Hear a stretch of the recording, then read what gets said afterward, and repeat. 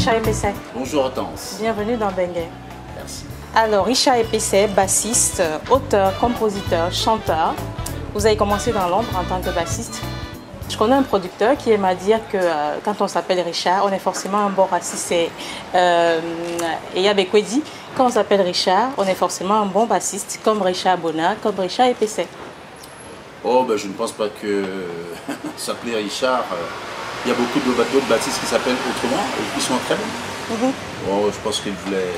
Il m'aime bien. Oui. Ah, d'accord. Merci Yabé. Alors, vous êtes bassiste, auteur, compositeur et arrangeur et maintenant chanteur. Vous avez... Toujours chanteur, j'ai été. Ah bon? Mais vous avez longtemps évolué dans l'ombre en tant que bassiste. Oui, bien sûr, j'ai travaillé au service des autres pendant un bon moment. Oui. J'ai ressenti le besoin de sortir un peu de ce circuit-là. Donc auprès de Manu Dibango, Lokwa Kanza et bien d'autres. Donc quel a été le déclic pour passer à la chanson? Bah, on ne sait jamais quand le déclic se produit, mais enfin, on ressent intérieurement le besoin de sortir un peu de ce monde parce que on entend ce que disent des gens. Hein. Les gens ont besoin de vous voir autrement que ce que vous faites. Et puis après, on a envie justement aussi, et je trouve que c'est normal d'ailleurs que de travailler un moment au service des autres et que de vouloir travailler pour soi. C'est ce que j'ai fait. Donc c'était pas votre besoin principalement, c'était parce que les autres vous mettaient un petit peu la pression, c'est ça? Non, parce qu'ils avaient envie de vous voir chanter? Pas du tout, mais moi j'essaie de rapprocher cela à un élève qui va à l'école, qui passe son bac, qui est étudiant après, et puis qui ressent le besoin de travailler maintenant pour être autonome, et c'est exactement la même chose. Donc vous êtes à la fois bassiste, arrangeur, compositeur. Quelle est la différence? Parce qu'en ce moment, il y a beaucoup d'artistes qui se déclarent compositeurs, arrangeurs, on ne sait plus trop quoi. Est-ce que vous pouvez nous faire un petit peu la différence entre arrangeur, compositeur, chanteur? Alors déjà, il faut dire que c'est une grâce parce que c'est pas donné à tout le monde que d'être auteur-compositeur. Il y a des artistes qui sont uniquement des interprètes. Donc, ils ont des auteurs et des compositeurs qui écrivent pour eux. Et puis il y a des arrangeurs aussi qui se chargent d'arranger justement ces œuvres-là. Mais moi je dirais la grâce du Seigneur parce que je retrouve toutes ces casquettes-là. Mais c'est aussi le parcours de toutes ces années de travail, d'école, des cabarets, des rencontres, d'école même aussi musicale. Mais voilà, donc ce qui fait qu'aujourd'hui j'ai un bagage qui me permet justement d'avoir la casquette de l'arrangeur, que de savoir que là, il nous faut tel instrument à cet endroit, qu'est-ce qu'il faut faire pour que ci, pour que ça. D'accord.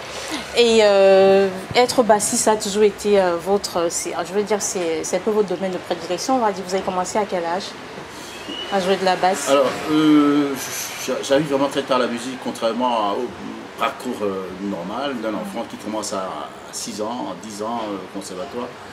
Le déclic de la basse arrive après 20 ans. Voilà, je n'ai pas envie de répéter une histoire que j'ai déjà racontée, mais en fait, je veux dire que au départ, je dirais même que c'est la musique qui vient en moi parce que je n'avais vraiment pas ce sentiment-là lorsque j'étais adolescent de devenir un musicien un jour. J'étais sportif, j'aimais faire tout ce que les jeunes de mon âge faisaient à l'époque.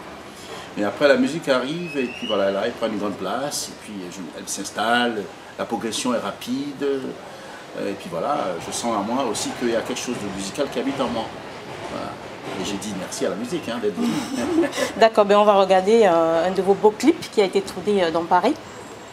On regarde.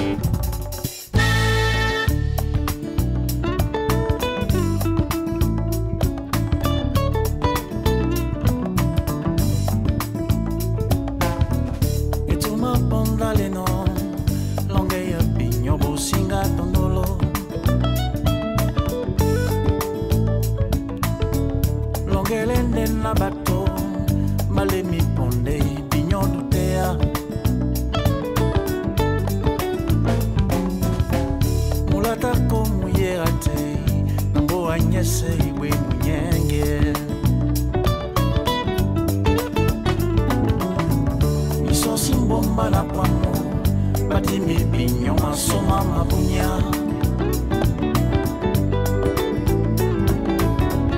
tomuna songo rabola osima sesa walo atende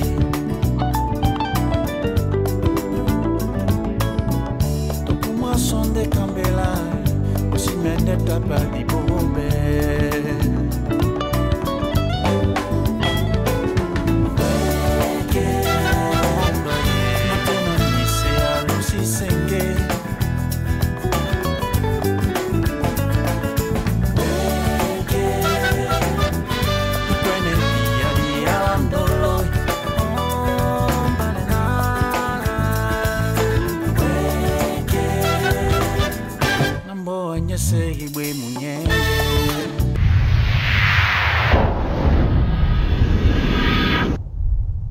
Alors on vient de voir ce beau clip Mulatako, Oui. qui a été tourné à Paris. Qui était tout à Paris en plein hiver. D'accord. Ça n'a pas l'air, mais c'était vraiment en plein hiver. De toute façon, c'est bien tourné, c'est bien réalisé. Merci. Donc Mulatako, pour ceux qui ne comprennent pas Douala, c'est-à-dire de quoi vous parlez exactement dans le clip? Mulatako, c'est le rassemblement, l'unité entre les personnes, entre les peuples. Et dans cette chanson-là, justement, je fais appel à la générosité des peuples, à la solidarité même, plutôt que de critiquer, mais il faut savoir valoriser aussi. Ce qui n'est pas du commun de nos populations aujourd'hui. On est toujours critiqué, mais on ne sait pas valoriser ce que les gens font bien. Donc je fais appel justement à nous, hein, vous êtes concernés, je suis concerné, pour que nous sachions désormais dire que ce que Hortense fait, et bien que lui, oh là là, Hortense fait, Hortense, voilà. Donc c'est vrai que moi je suis partisan de ceux qui disent du bien d'autres personnes, plutôt que de dire du mal. C'est pour sensibiliser un peu alors? Pardon? C'est pour sensibiliser un petit peu? Voilà, c'est pour sensibiliser, bien évidemment. D'accord. Donc album à 14 titres. Pretty Love, c'est dédié à votre épouse? Pas spécialement. Elle aura une dédicace particulière. Elle en a même une, d'ailleurs, je ne vous dirai pas. Le Pretty Love, c'est pas forcément une histoire d'amour directement sur quelqu'un. Mais j'avais envie de raconter, comme l'a raconté à une certaine époque, le papa Francis Bébé sur Roméo et Juliette, pas forcément son histoire. Donc c'est peu ça. Pretty Love, c'est ce bel amour que chacun a quelque part. Ça peut être un amour charnel, que ça peut être un amour amical, familial, fraternel. Oui, un amour tout court. Voilà. En tout cas, on fait un clin d'œil à Lady Ngoman, votre épouse, qui officie sur Télé Sud. Donc cet album a 14 titres, en gros de quoi vous parlez, il y a 14 titres, je vois Mouna, l'enfant, Suite, Naomi, Ando, mais enfin, en général, quels sont les thèmes que vous abordez dans cet album? Les thèmes de la vie de tous les jours, de l'humanité, les thèmes de la société, les thèmes de justice, de l'histoire même que nous avons connue. Enfin, j'aborde un peu différents sujets. Hein. Je me porte quelquefois en conseiller de la jeunesse pour dire à la jeunesse que voilà, il y a des choses, que voilà, faites attention, il y a telle ou telle chose. Que, bon, je prends plusieurs positions dans cet album-là. Je n'ai pas un message unique, mais je vais sur plusieurs volets, plusieurs branches pour essayer plusieurs thèmes. Voilà, plusieurs thèmes, voilà.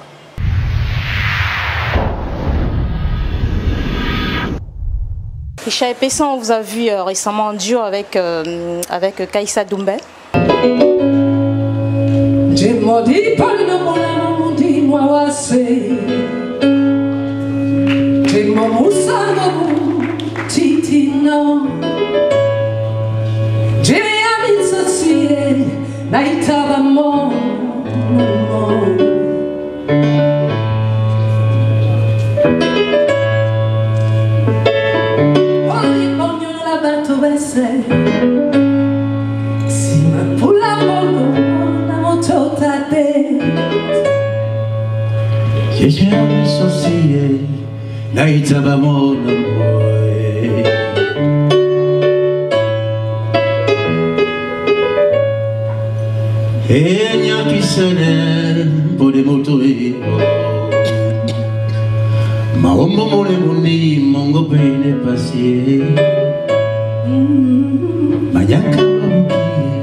Mabukingo nyamae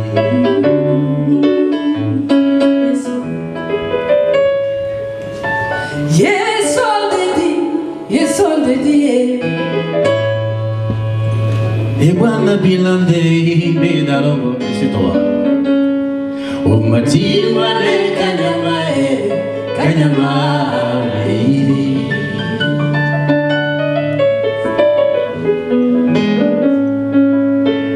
Au satellite,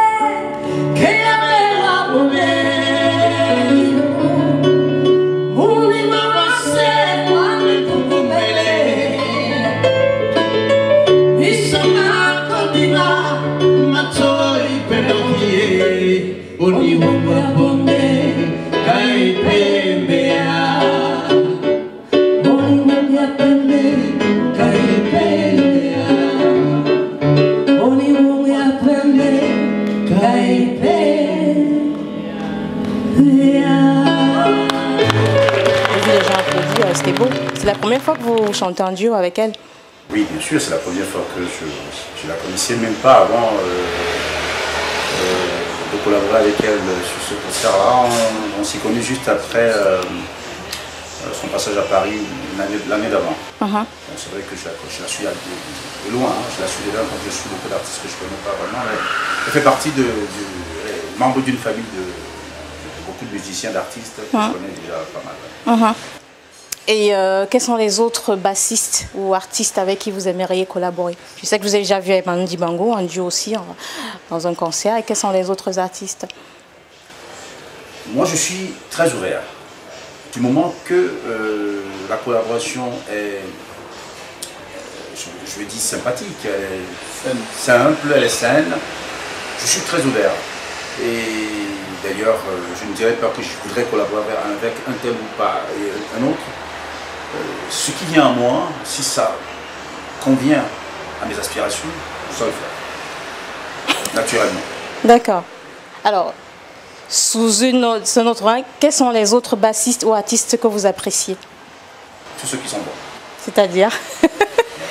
Par exemple? Vous les connaissez déjà, hein? Non, moi je ne les connais pas. Les musiciens ou les artistes?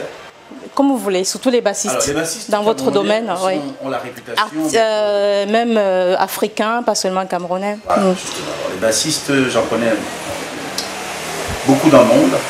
Et c'est vrai que le Cameroun aujourd'hui a une réputation d'avoir les meilleurs, parmi les meilleurs, du bassing.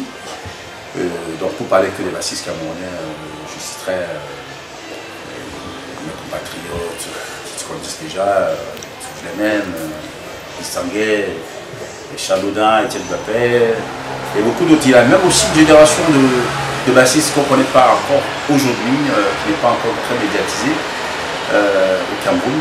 Elle est très très très bon d'ailleurs. Et je voudrais faire justement, tant que vous me donnez l'occasion, un clin d'œil à mon frère et ami Arthur Manga, qui est un très très bon bassiste aussi. D'accord. Et j'ai aussi pensé pour Frédéric Doumbé qui est aux États-Unis. Mais vous savez, la liste est longue. D'accord. Mais je n'oublie personne. Les Camerounais, les bassistes et les bons, vous les connaissez. Et des projets pour le Cameroun, votre pays Parce qu'en fait, on nous dit tout le temps, oui, les gens sont dans la diaspora, qu'est-ce qu'ils font pour leur pays? Donc, qu'est-ce que vous en pensez? Est-ce que vous avez des projets pour votre pays, le Cameroun? On a toujours des Pas seulement en tant que bassiste, en général, oui. On a toujours des projets pour le pays, mais j'estime que le pays ne sont pas assez pour nous. Ah bon? Mais oui, je trouve que le pays n'est pas assez, ne donne pas la latitude de s'exprimer librement, surtout pour nous les artistes qui vivons, nous les artistes de la diaspora. C'est difficile de monter un projet et de le mener à bien au Cameroun. Donc, moi, c'est la seule chose qui me pose problème. Mais cela dit, les projets, au-delà de la musique, il y en a toujours. Hein, parce que moi, j'aimerais apporter mon soutien, être partenaire, être, je dirais même parrain d'une association Ah oui, c'est bien. des enfants Ouais. qui ont des maladies qui sont difficiles à soigner. J'aimerais bien parrainer ces associations-là.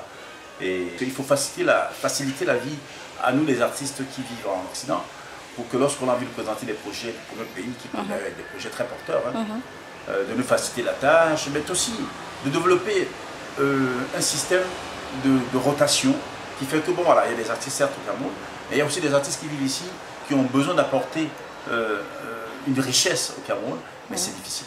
C'est difficile. Pourquoi? Parce que le système est un petit peu compliqué. Bon, voilà, moi je ne vais pas gouverner ceux qui gouvernent, mais je veux dire, il faut qu'on nous donne beaucoup d'espace, de moyens, de s'exprimer, d'apporter nos projets sans que ce soit compliqué. D'accord. Et en ce qui vous concerne, à quoi vous pensez?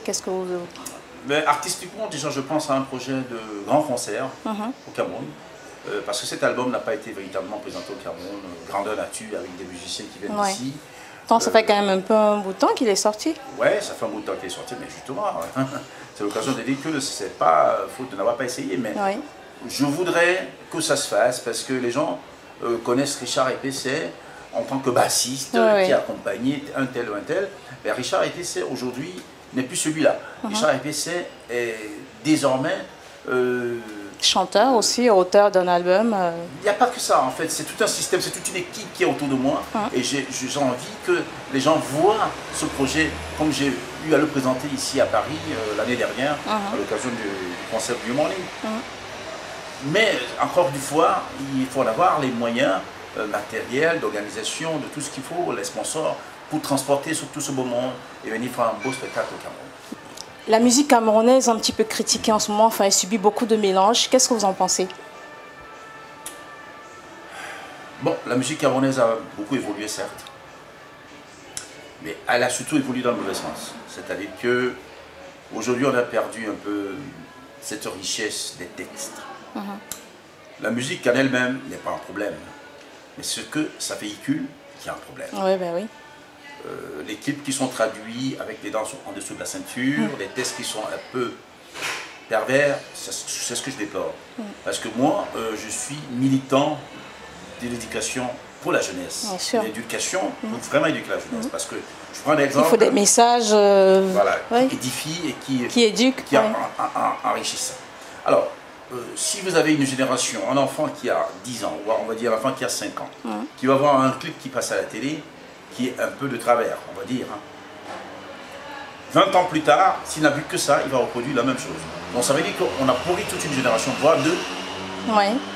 Si vous regardez, nous, les musiciens d'aujourd'hui, de notre génération, on est l'héritage de ce qu'on a entendu. Je prends le cas de Francis Bébé, je prends le cas de Ebolotine, je prends le cas d'André Maritala et beaucoup d'autres. Donc, c'est ce qui est un problème aujourd'hui dans la musique camerounaise. La musique se doit d'évoluer, mais il faut qu'elle évolue dans le bon sens. Vous comprenez ce que je veux dire? Oui, je comprends, oui. Alors, qu'est-ce que vous proposez concrètement? Je propose par exemple qu'il y ait une censure. D'accord. Une censure de certaines choses. Tout ne doit pas passer non plus. Hein? Parce que sinon, quoi, on perd toute une génération, on perd plusieurs générations. Donc, je propose encore qu'on remette la censure en place, comme on a eu les censures pour le cinéma, on a eu certaines choses pour les chansons. Aujourd'hui, ça n'existe plus. On laisse tout passer. Et laisser tout passer dans porte ouverte à tout et n'importe quoi. Et c'est tout. En faisant n'importe quoi, on devient n'importe qui. Donc, moi, je pense qu'on peut encore rattraper les choses aujourd'hui. Mais encore une fois, il faut une vraie volonté politique. D'accord. Alors, merci Richard Epessay. On va conclure, comme à l'accoutumée dans Benguet, on conclut avec un message en langue maternelle de votre part. C'est le doigt là, c'est le doigt là. C'est quelle langue? Bien évidemment. Alors, la sango ne va y avoir personne dans le délit. Mba, Richard Epessay. Mnamboa. Na somme, mboa nye senya Cameroun. De na batapena mboa su nyende mboa nye na loba. Atondi no, abongo no pe. Ya ba sena bisobina li bana bani mboa, di bongo no, l'autre de l'épémon na biboloba boa benen. Voilà, tradition, c'est que je rends hommage à la population camerounaise en tant qu'enfant du pays. Et je ne finirai pas cette interview sans dire un grand bonjour à mon ami et frère Arthur Manga, très très bon bassiste qu'on ne connaît pas beaucoup. Et je dirais également la même chose pour Frédéric Doubert, Moulongo, qui est à New York. Merci. Le frère de Kaïssa Doumbé. Voilà. D'accord. Ben, merci Richard Epesset. C'est moi qui vous remercie. Merci de nous avoir suivis. Merci à vous téléspectateurs. Je tiens à remercier mon styliste Stadio B qui m'a confectionné cette jolie veste. Je vous donne rendez-vous pour la prochaine édition de Mbengue. À très bientôt.